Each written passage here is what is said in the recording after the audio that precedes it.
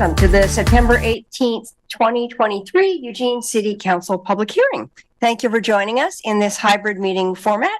Anyone wishing to access the meeting can do so by watching the live stream available on our website, the broadcast on Comcast Channel 21, or by following the instructions listed for this meeting on the public webcast and meeting materials webpage. There are 3 public hearings on tonight's agenda. Please note that members of the public who sign up to testify may speak only on the topic that is the subject of the stated hearing. For those wishing to testify during the public hearing, please fill out a request to speak form available on the city's public webcast and meeting materials webpage or at the entrance to the room for those of you who are in person, if you haven't already done so. These request to speak forms will be used to generate the order of speakers and correctly enter speakers' names into the public record, and will accept those request to speak forms until 5:35. For those of you who are joining the meeting by phone and wish to provide testimony but are unable to complete the request to speak form online, please press *9 and the last 3 digits of your phone number will be added to the speaker's queue. And as a reminder, well, we have a small group today. But as a reminder, we have some rules of conduct, which we want people to resist the impulse to display any flags or signs or use loud or disruptive language, any noise, anything that would really interrupt the kind of respectful process of the council. And we're looking to create a safe space for everyone to feel free to speak.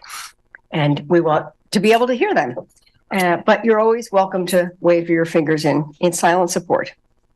All right. And I think with that, I will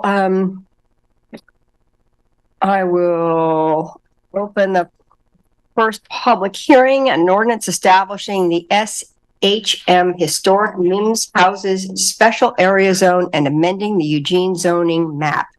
And I am going to turn to the Assistant City Manager to introduce the topic. Thank you, Mayor. So tonight, the Eugene City Council is holding a public hearing to consider a zone change that would establish the MIMS Houses Special Historic Zone. The proposal is for the MIMS Houses property on High Street in between 3rd and 4th Avenue.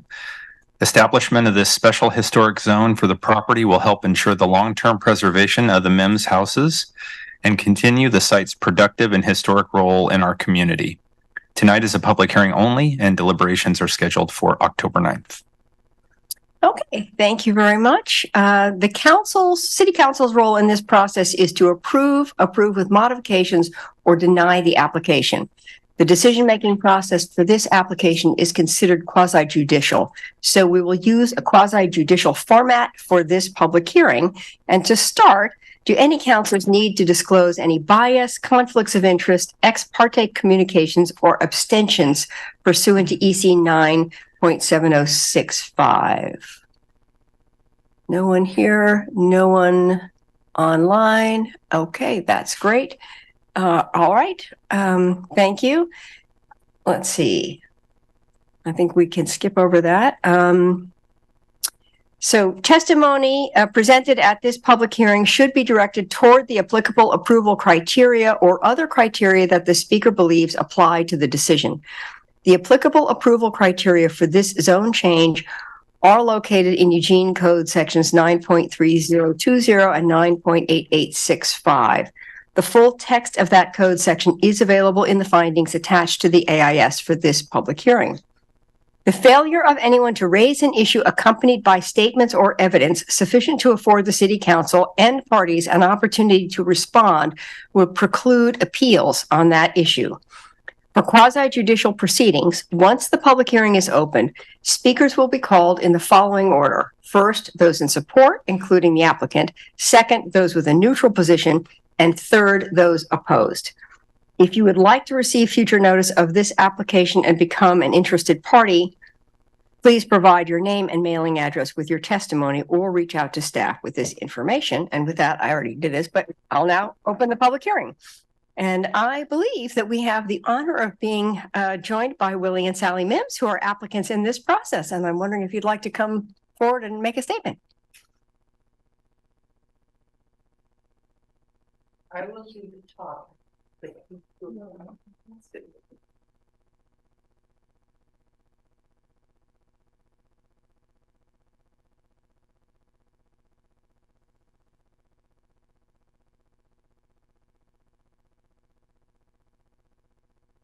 Dear council members, my family is one of the first Black families to settle in Eugene, Oregon.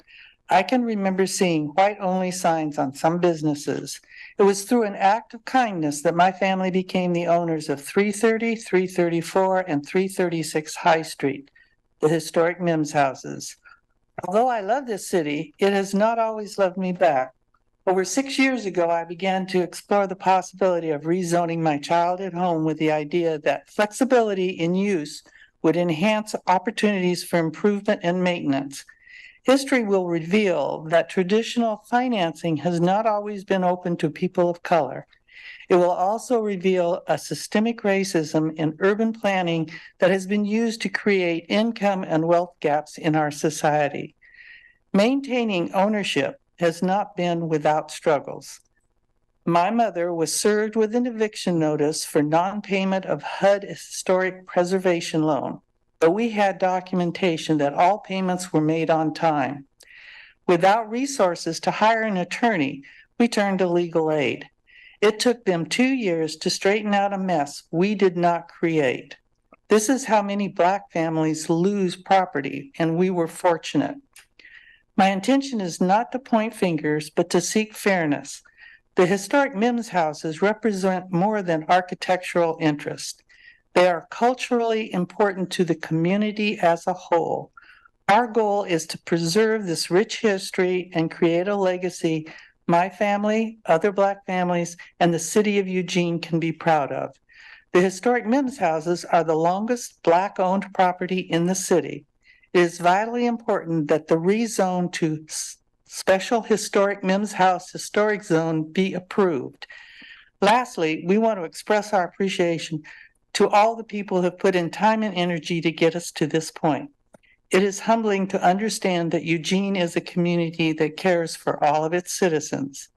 Again, we ask, please let us take this step forward to preserve a significant piece of Eugene's history. Thank you. Thank you so much. Josh, do we have any other interested parties? We have 3 interested parties, and I'm still getting that form set up. I'll just need a few more moments. All right, that's great. They're all.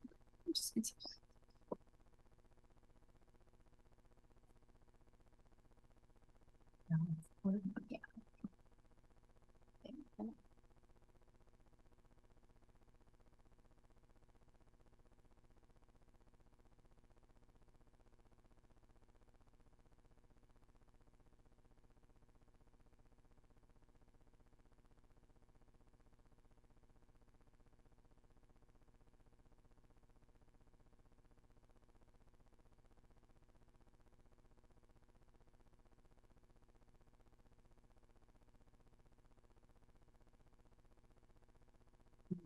He's just pulling up the list of speakers.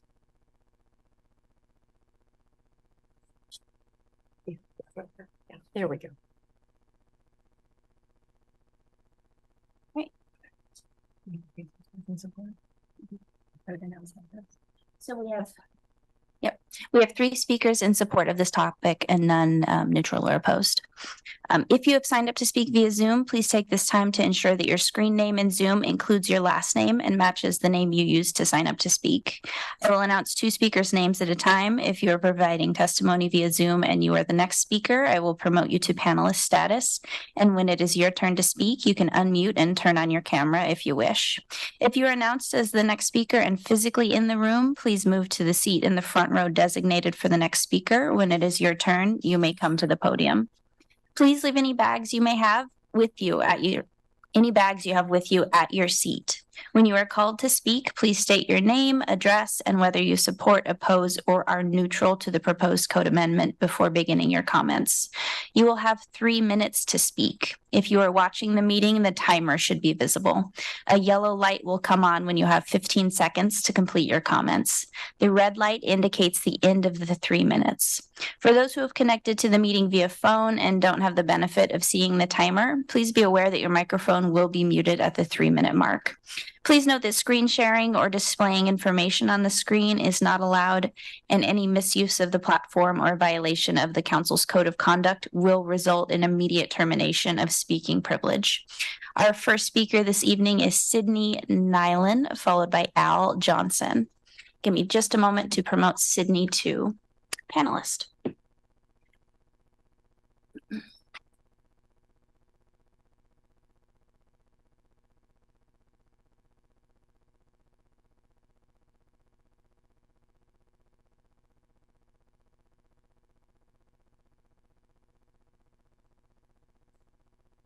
Sydney, go ahead and unmute. Hello, good evening. Please accept my testimony in support of the proposed establishment of a special historic area zone for the Mims houses on High Street. My name is Sydney Nyland, and I'm the director of the Upper Willamette Stewardship Network. I've been working with the NAACP Environmental and Climate Justice Committee and leading the Mims House Sustainability Initiative for the past several years. It has been my great pleasure to work with the NAACP, the Mims, and our team of amazing partners. Together, we have created a vision for the historic Mims houses as a model of community sustainability that joins the important past of these historic buildings to a vibrant future, a future that will provide great benefit to this city and its residents. This vision includes not only social aspects like serving as a hub for our local BIPOC community, it includes environmental aspects as well, such as the solar panels we were able to install last year and a trout-friendly landscape that will act as a model of sustainability in our urban core. Our vision is that the Mims House will provide a gathering space, a space where our community members can come together, where they can access services, and also provide educational opportunities for how we can manage our urban landscapes for reducing pollution and improving water quality. The most important aspect of this request, though, is the property's economic sustainability. It's important that the zone change be made so that the Mims House can continue to thrive and be maintained in accordance with its special historic value. Allowing for long-term flexibility in the use of the site will help to ensure that the management of the site can remain economically viable and support sustainable historic preservation, which we all know is very expensive. In establishing a special historic zone, we can provide the regulatory basis for the Mims and their descendants to successfully manage this property, and in doing so, make a small step towards addressing the legacy of our BIPOC community's exclusion from opportunities for economic advancement. Thank you. Thank you, Sydney. Our next speaker is Al Johnson. Al, I do not see you in Zoom. Please take this time to make sure your name matches. We will move on to our third speaker, Chris Orsinger.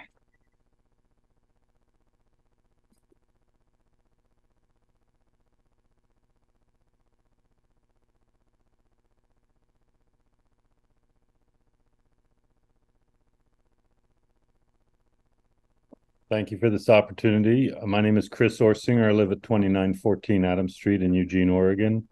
And I wanted to speak in support of the designation as special historic of this property.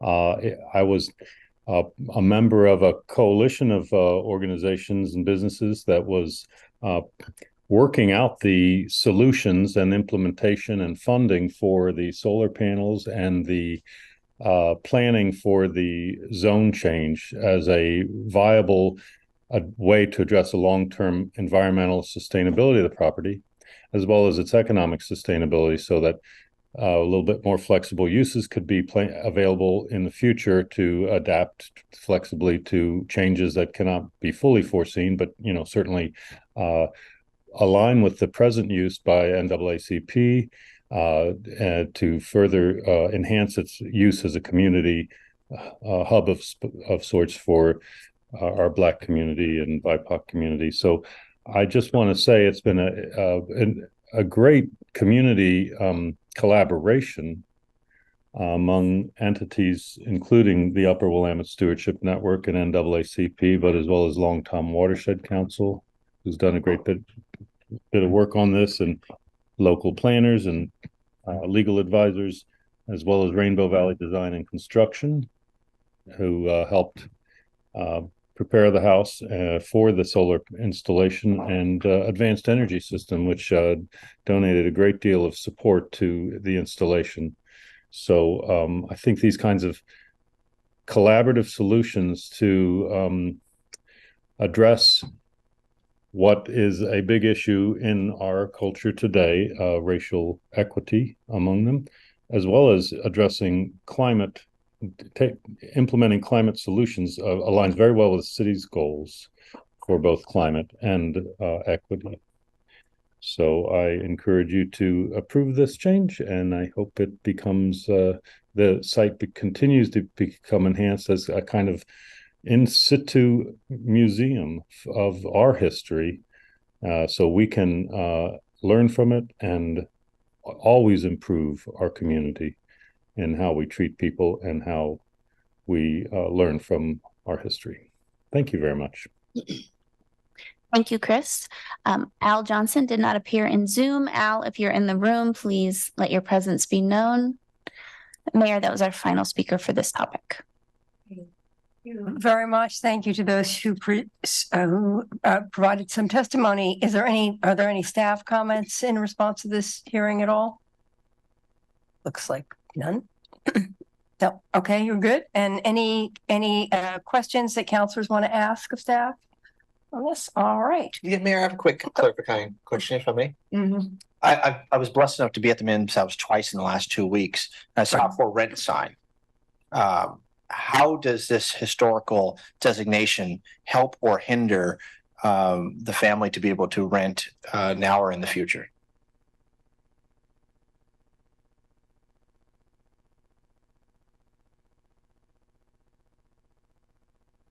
Hi, Mayor and City Council, Jeff Kepper, Senior Planner. I'm happy to let the Mims family answer that question in response. But generally speaking, the proposed historic zone is really intended to allow a lot of flexibility within the uses that are allowed there. Some of those include residential options. So, when we look at the economic sustainability of the property as a whole, that's really one of the main tenets of what the applicant has put forward in terms of the special area zone. So I'll let them answer that question any further, but just when they have a chance for their final comment.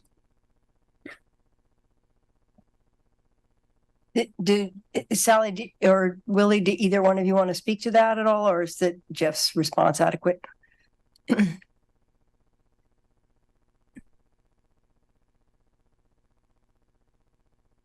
think basically what we're looking for is flexibility in the use.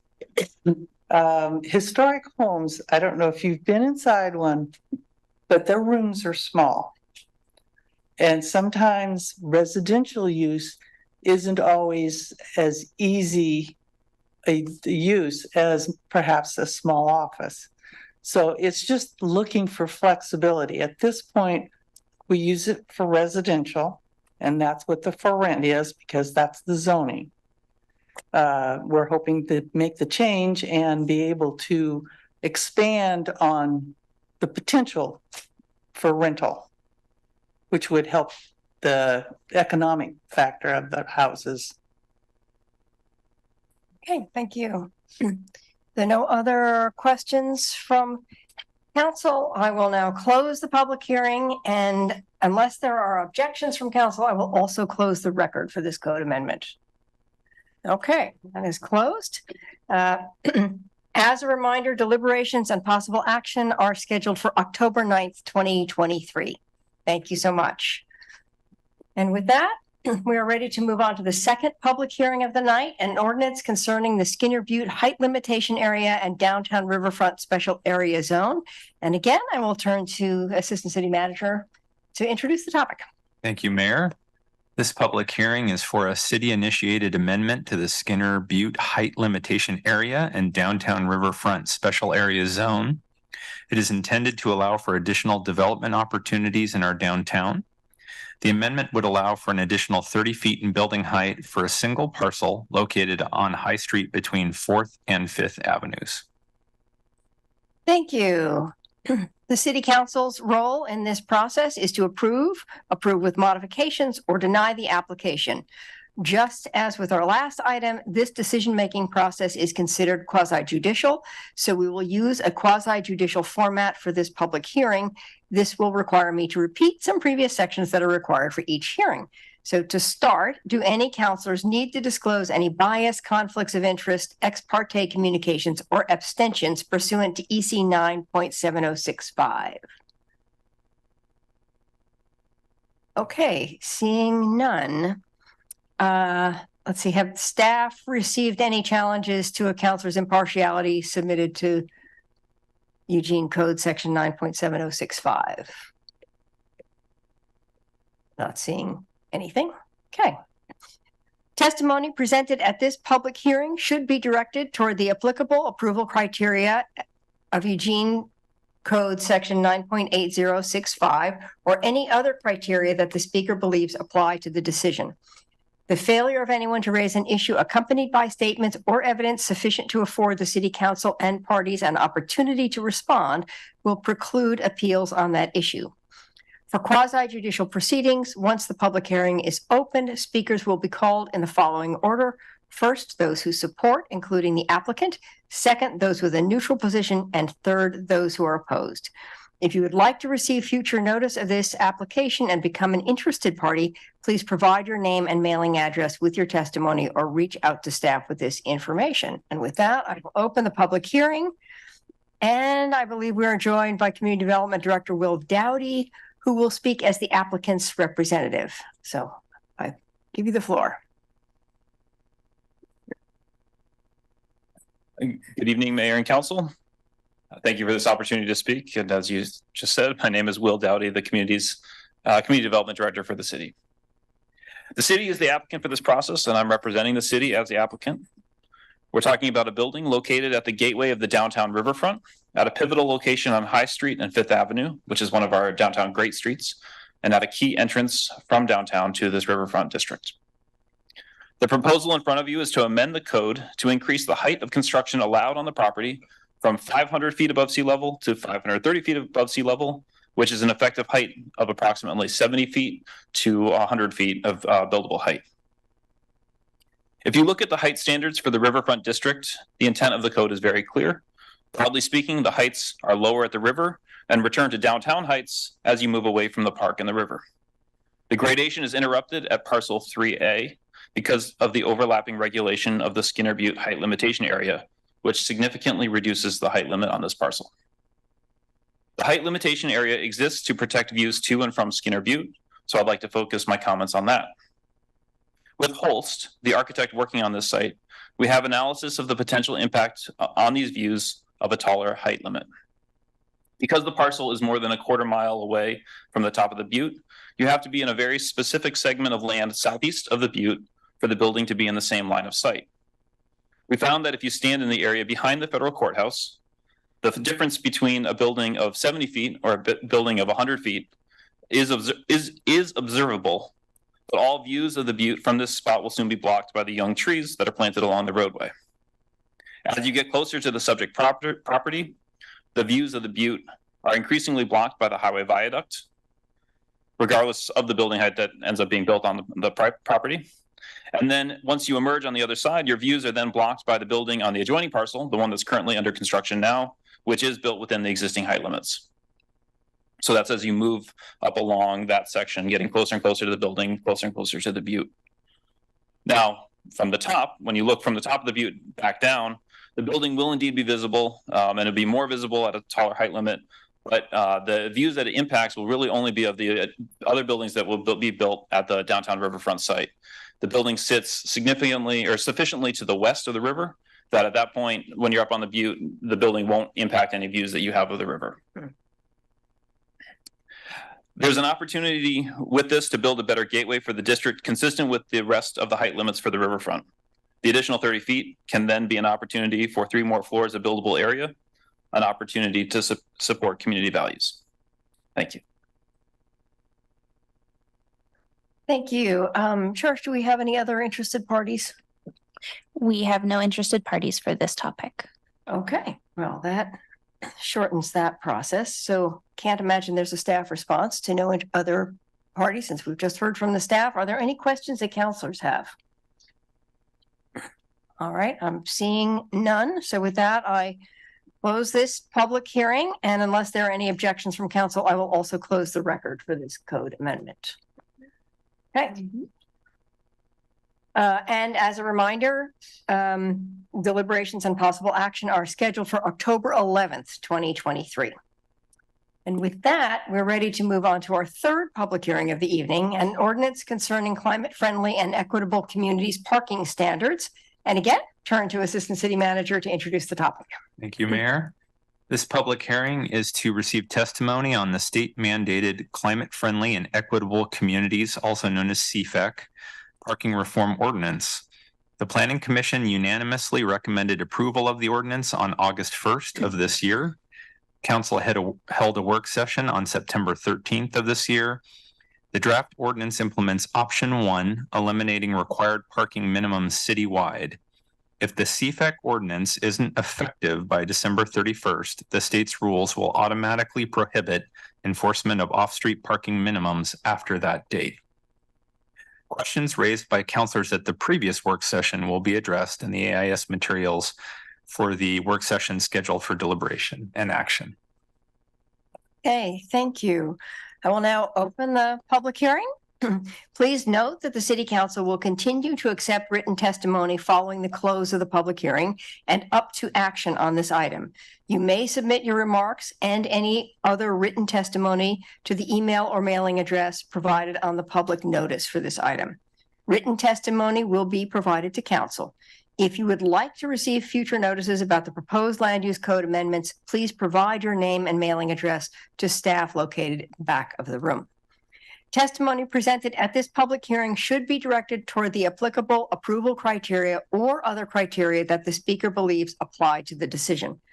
The applicable approval criteria for this proposed land use code amendment are from Eugene Code Section 9.8065, which generally states, first, the proposed land use code amendment must be consistent with the applicable statewide planning goals as adopted by the Land Conservation and Development Commission. Second, the proposed land use code amendment must be consistent with the applicable provisions of the comprehensive plan and applicable adopted refinement plans. And third, in the case of establishment of a special area zone, the proposed land use code amendment must be consistent with EC 9.3020 criteria for establishment of an S special area zone. And with that, I will turn it back to Cherish for the list of speakers. We have 4 speakers for this topic this evening. Before I go into my spiel, please note our first speaker is John Belcher, and I have 2 Johns as attendees in Zoom. Could the John who signed up to speak please raise his hand? All right. If you've signed up to speak via Zoom, please take this time to ensure that your screen name in Zoom includes your last name and matches the name you used to sign up to speak. I will announce 2 speakers' names at a time. If you're providing testimony via Zoom and you are the next speaker, I will promote you to panelist status. And when it is your turn to speak, you can then unmute and turn on your camera if you wish.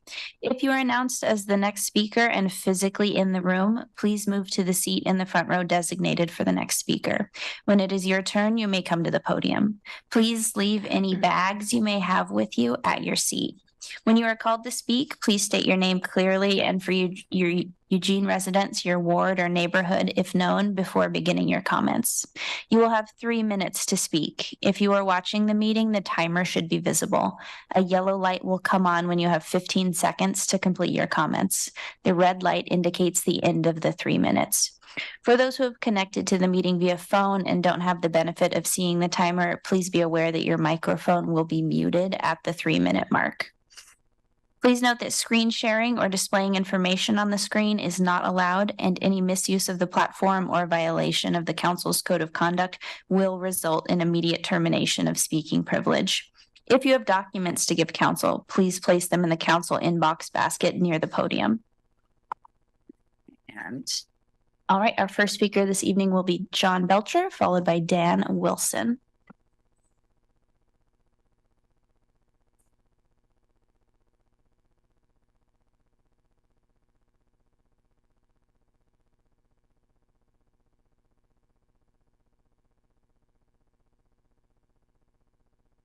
Okay, John, go ahead and unmute.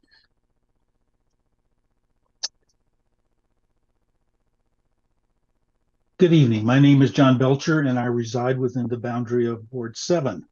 Although my testimony arises from my experience as the co-chair of River Road Community Organization and the River Road Santa Clara Neighborhood Plan Community Advisory Committee, I am speaking as an individual tonight, neither in support nor opposition to the proposals.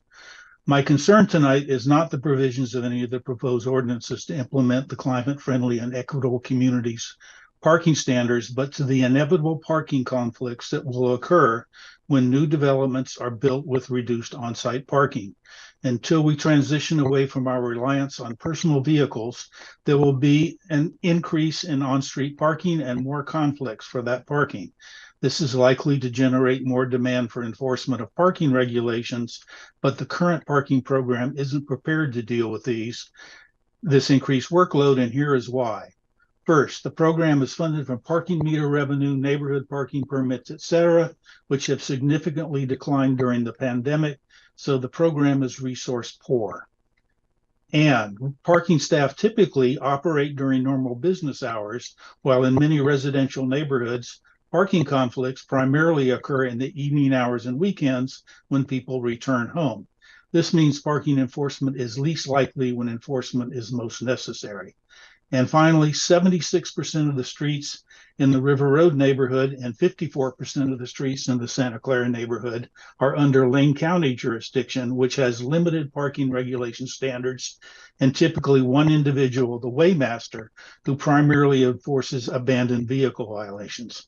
Additionally, the rural nature of these streets, such as no curbs to delineate streets right of way, create a greater potential for conflicts, as has been demonstrated on the streets surrounding the multifamily Echo apartment housing complex. Given the higher likelihood of increased future on-street parking conflicts, I suggest the city should appoint a review committee to explore these likely issues, propose solutions, and report back to council, so we will be prepared to deal with these conflicts before they become problematic. Thank you for this opportunity to testify and all you do for our community. Thank you, John.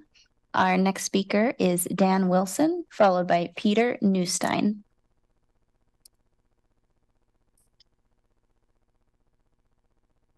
Dan, go ahead and unmute. Good evening. My name is Daniel Wilson, and I live in Ward 2. I'm here tonight to support eliminating off-street parking minimums citywide. Parking mandates subsidize car ownership by making everyone pay the increased cost of housing, goods, and services in Eugene that result from having to pay for more parking. Property owners can and should be able to decide how much parking for cars they want to build for their own needs.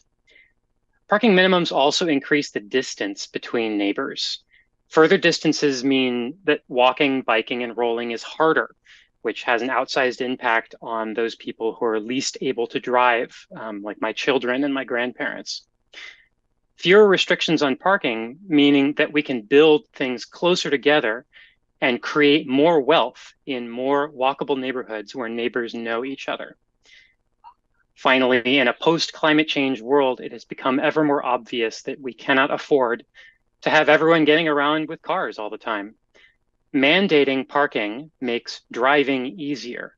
And what we need to do is make driving harder and using other modes of travel easier so that we can continue to live here on Earth.